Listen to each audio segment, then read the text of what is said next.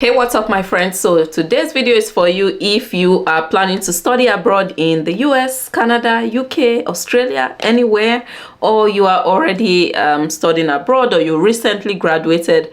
This video is for you. I'm going to share with you tips to land your first job. I made a ton of mistakes when I moved here almost 6 years ago, and I'm hoping you, my friend, would not have to make those mistakes. And so I'm going to share with you tips that have helped me or tips that helps me secure my first job, second job, and even my current job. So I'm going to share all of that with you, and I'm hoping this helps you. So let us get into it.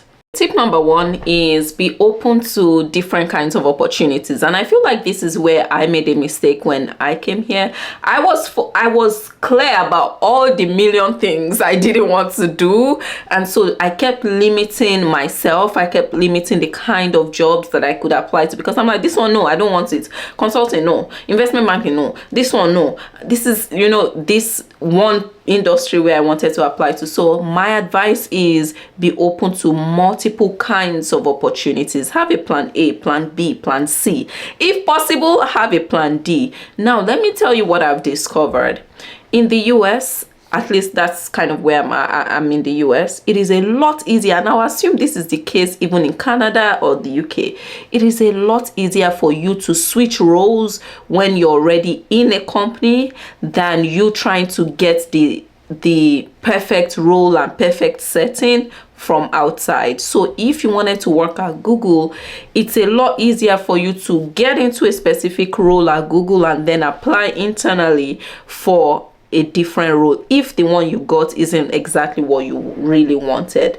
And that is because once you are internal, you don't really need a lot of help. You can reach out to people on Teams. You can reach out to people, like just chat people up, the hiring manager. You can see all the information about who is the hiring manager for this role, who is the recruiter for this role. You can just email them directly. You have access to everyone's information that works in the company. So that's why I'm telling you that have a plan A, plan B, plan C. Because if plan A doesn't work and you still get to like your desired company but not your desired role, you can always change roles. Plus, once you've already worked in any company in the US or in Canada, it also helps you when you're applying to other companies in the same country. So that's my first advice, my friend. Make sure you have plan A, plan B, plan C. Be open. Don't be like me. Be open to other opportunities, because once you get the first job, who says you can't start interviewing again in 6 months or in 3 months? Who cares?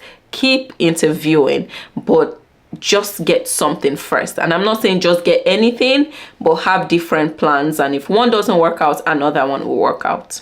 Another tip that I have for you, my friend, is don't change these 3 things at once. Or you can, but be open to changing maybe only 2 at once. And these 3 things are like industry, role, and geography. So geography basically means maybe you were living in Nigeria, all your work experience has been in Nigeria, and now you moved to Canada. That's a geographic change. Industry is maybe you were working in oil and gas in Nigeria, and now you're trying to change to maybe consumer goods in the US. That's an industry change. Role is maybe you were working in something like data analytics in Nigeria, but now you want to switch to more human resources. That's kind of like a role of function change. So I would say try not to change all 3 at the same time. Maybe keep the same kind of role. If you were working in HR, have your plan B as I'll continue to work in HR. I'll apply to HR roles here, but in a different industry. So you can change 2 things at once, but trying to change all 3 at once, just have the expectation that it's a lot harder, and which is fine. I changed all 3, people change all 3, but I'm just telling you that that's advice I got from like a coach I was working with at the time when I was job hunting. He told me it is very hard to change all 3 at once. Maybe change 2 first, and your plan A could be to change all 3. Change geography, change industry, change role. Your plan B could be, okay, I'll keep my role the same so they know I have experience in this area, but I'll change geography, of course, and I'll change the industry. Plan C could be geography will be the only thing that will change. I'll try to get the same role in the same type of company, which some people do. Like some people that were working maybe in PwC in Nigeria, even after their MBA program or their master's programs here, they apply to the same PwC, the same type of role. And that's because you are minimizing your risks. So that is my second advice for you, and it is that as much as possible, don't change don't have, or as much as possible, have that expectation that changing all three could be a little harder than changing just two things. Next advice for you, my friend, is start early. Start applying early. Start thinking about jobs at least a year before graduation. Now, what I would say is once you land on campus as an international student, start thinking about jobs. I know it's hard. I know it's frustrating. I know it's like you are still trying to even figure yourself out in this country. But if you want a great job in an industry where you don't have any experience, you know, in a different country, you want a completely different role, know that you need time. You need time. You're going to apply a lot. You're going to reach out to people a lot. You're going to speak with a lot of people. And then you're going to, it's going to happen. You're going to get your dream job. But start early, at the very least, a year before graduation. Now, my recommendation is start from like your month 3 here and already start looking for jobs. Now, this is more important if you are doing a 1-year program. If you're doing a 1-year program, you don't even have that much time. So you, from day one, I know it's hard, it's harsh, but from day one, you should start looking for jobs. And I don't mean like that should be like your number one priority and you sleep on LinkedIn. No, I'm saying start identifying people you want to speak with, people you want to learn from, the kind of jobs you want to apply to, and start as soon as possible. I don't even know what number this is, but my next tip for you is to work while in school. Now, I'm not talking about, you know, those jobs that we do just to make ends meet, like the student jobs and all of those. No, I'm talking about if you have a classmate that's working on a startup idea and you can take on a role. Let's say you want to become a product manager, but you don't have any experience in product. The hack that I have for you is if you have a classmate working on some startup idea, whether the startup will work out or not, that's not your concern. You can take on the role of a product manager for that your classmate startup. And that way you get the experience, you start working on it, you know the mistakes, you know how a product manager works or acts, and you can also have that on your resume and you can speak to that, so that when recruiters and when hiring managers see your resume or speak with you, you are not completely fresh. Like you are now, as you have an advantage over someone that has zero product experience. So try as much as possible to get roles, to get jobs that are related to the kind of jobs you want to apply to once you graduate. And this could be free. Your friend that has a startup doesn't have to pay you. You just need to use that as an opportunity to really brush up those skills, to really learn about this new area. And you can do it for 3 months, for a semester, for 2 semesters, just something that introduces you to that area so you're not brand new. I do feel like everyone should know this, but I have to say it because I've been there, done that.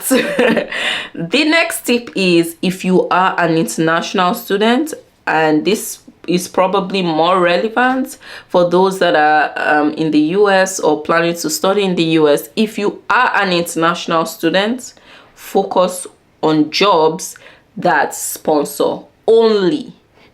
Do not waste your time saying, oh, although this company doesn't sponsor international students for these roles, if they interview me and they see how badass I am, they will change their policy, or they will be open to discussing filing for me, or like filing my work visa. If you are new to this channel and you don't know anything about the US immigration system, for most international students, when you graduate, you would need to get a job. For most international students, you would need to get a job that can file a work visa for you. In some countries, you can file a work visa for yourself, but in the United States, you need a company to file that work visa for you. That's what I'm talking about here. Do not waste your time. If you're an international student in the US or planning to be, do not waste your time applying to jobs that don't sponsor. It's a complete waste of your time. These companies do not change their policies, and I made that mistake as well. I interviewed, I applied, I even went to San Francisco to meet this company, but I always knew they were very wishy-washy about sponsoring, and that's a red flag.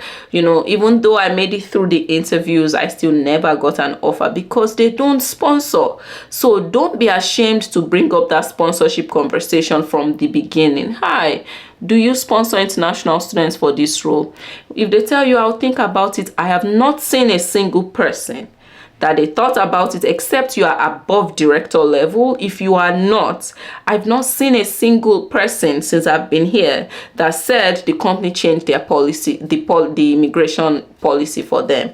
These companies will not change their policies for you because there's a lot that goes into filing a work visa for someone. And if you're interested, I can share more about that in another video.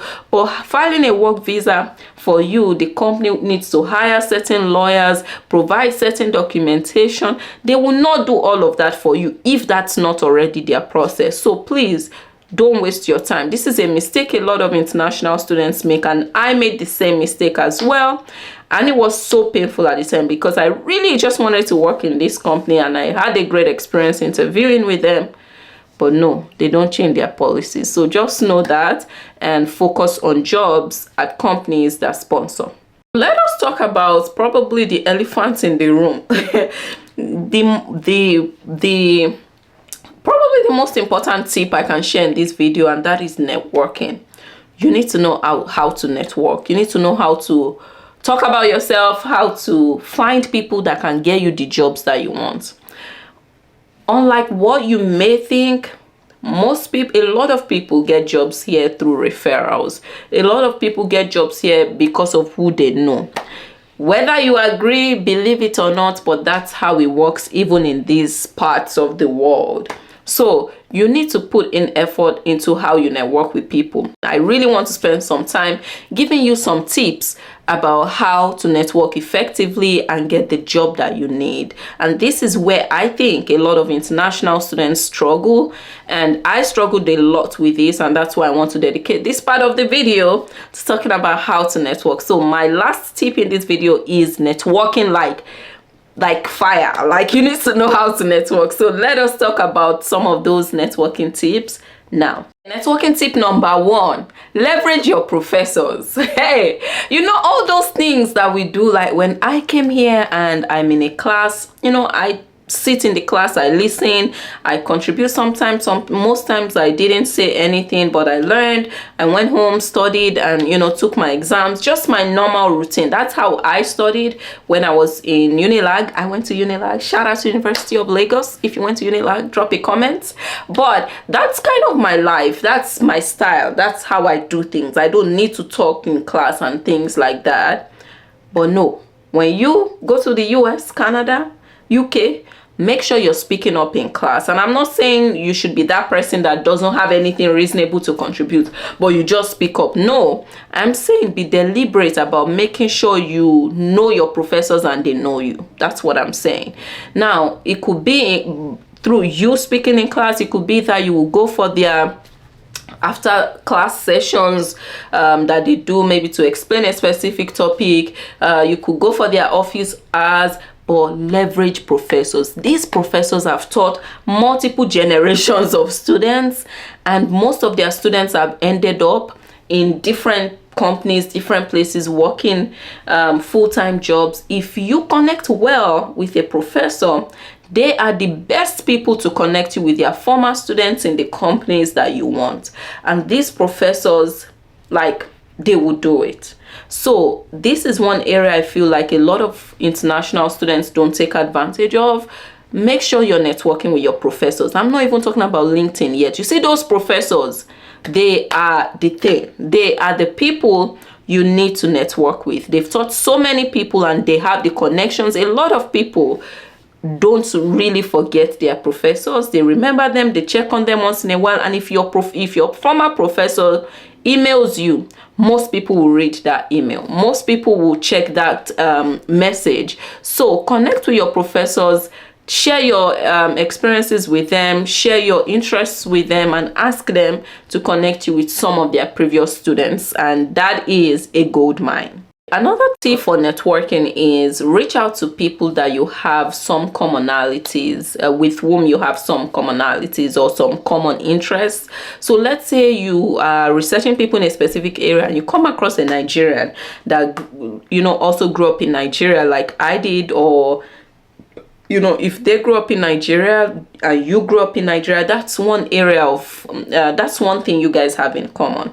Or if someone is not even, Ghanaian like you, but they had a similar career path, maybe they're Japanese, but they had a similar career path as you did, that's another area, that's another common thing or something you guys have in common. So whenever you're networking, always look for those commonalities. Always look for those things that connect you, so that when you reach out, you're like, hi, my name is Doyin.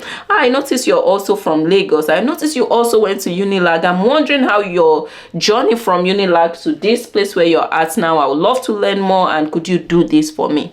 That is something that that would really seriously increase your response rate. Let's say you're messaging people on LinkedIn, or you're messaging people on Twitter or wherever. When you share what you guys have in common, we are human beings at the end of the day.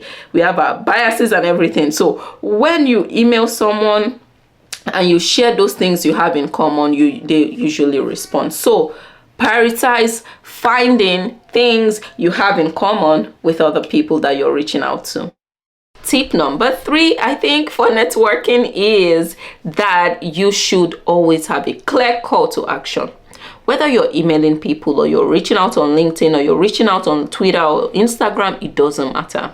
The most important thing is at the end of your message, whenever I read a message from someone, a random person that I do not know from anywhere, and I don't see a clear call to action, it's a turn off. When you reach out to strangers on the internet, you should make sure that you have a clear call to action. You need to ask them for a specific thing. You need to say at the end of that message, I would love to have a 15-minute chat with you. Do you have time next week? That's very clear.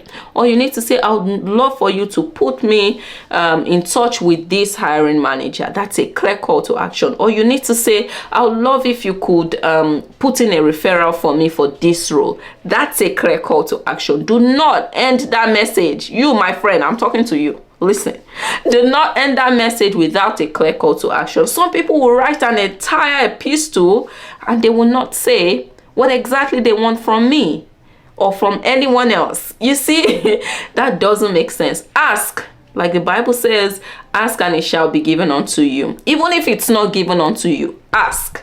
Let me be the one to say, I can't give it unto you, or I don't want to do this for you, but you need to ask. Ask for a very clear thing. It's frustrating for a lot of people when applicants reach out to them and they don't have a clear call to action for them.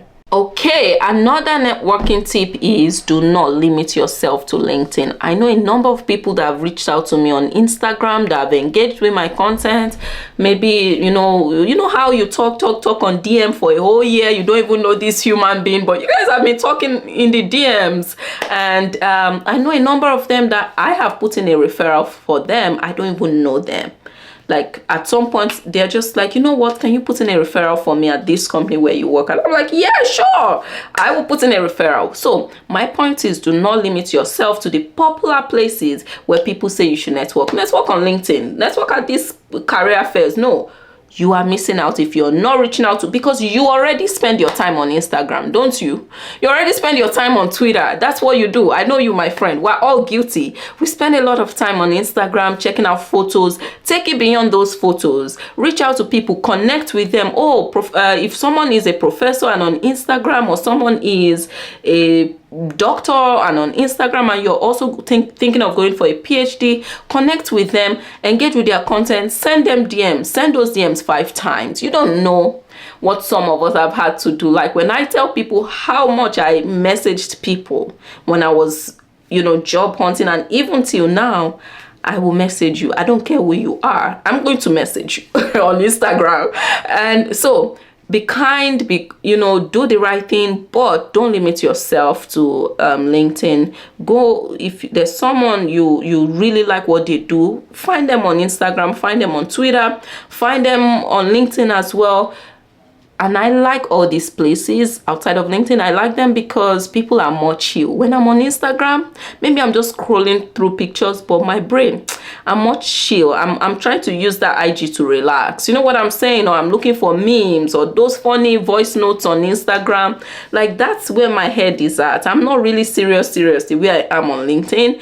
I'm just chilling. And that's where you need to go to those people and ask for what you need. I love LinkedIn. LinkedIn is a powerful platform, but I'm saying beyond LinkedIn, there are other things, there are other platforms that you can be leveraging. If you already spend a lot of your time on Twitter, reach out to people there. I think that I have to stop this video at this point because it is getting too long. But if you want me to continue sharing, I have a lot to share about getting jobs abroad and networking, because I am an introverted introvert. Forget camera, action, all these things.